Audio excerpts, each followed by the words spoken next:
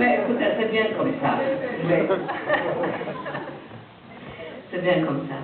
Le film qu'on a choisi comme le compris, c'est Le Mille le Croix, le film de Lev Maïevski, le film qui est un voyage dans un monde où on n'aura jamais voyagé sans lui.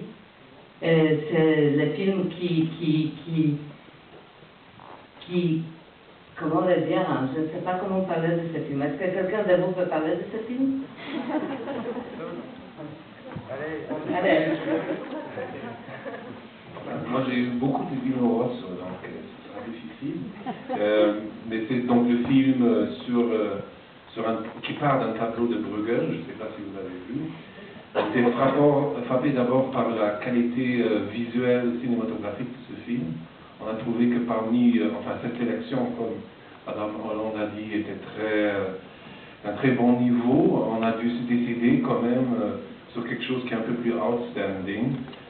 Et on a trouvé que ce film est un peu novateur parce qu'il joue justement avec un sujet du XVIe siècle, donc sur un tableau, et qu'il nous montre des images qu'on n'a jamais vues jusqu'ici.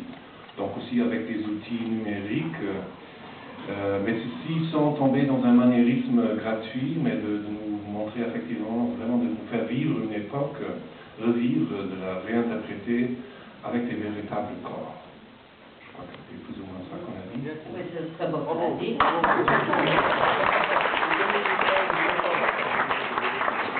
En tout cas, quand moi j'ai regardé ce film pour la première fois, après je l'avais vu, j'étais tellement reconnaissante à ce metteur en scène qu'il m'a fait faire ce voyage.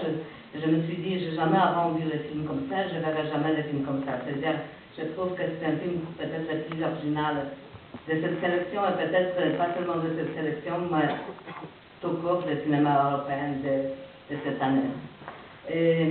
Le film qui nous a beaucoup plu aussi, c'est un film qui est très différent, mais en même temps, il y a quelque chose qui se ressent. C'est-à-dire, l'écriture est très personnelle, très originale et très forte.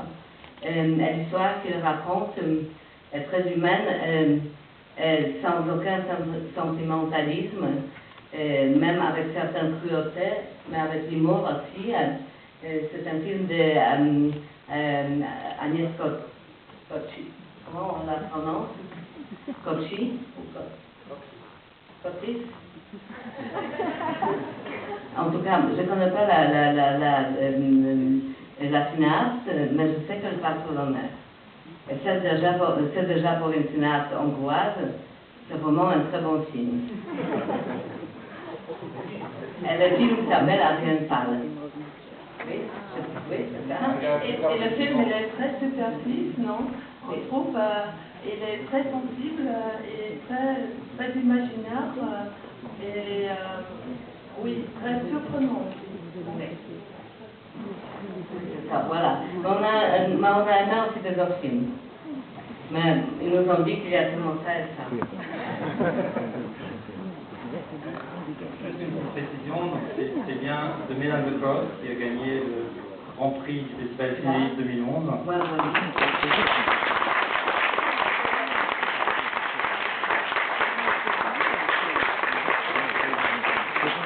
C'est un peu plus banal parce que c'est un peu comme les Oscars. Celle-là, oui, c'est bien, non? Vous êtes d'accord? Et donc, le prix spécial du jury pour le film Arientale de Agnès Cocchi. Et il y a encore un autre prix. Non seulement le jury a voté pour les films, mais vous aussi, vous avez voté pour les films. Donc, il y avait beaucoup de votes pour énormément de films. Et celui qui a gagné, c'est un film tchèque qui s'appelle Checkmate Man. Donc, voilà, ce sera le prix du public. Merci pour avoir voté.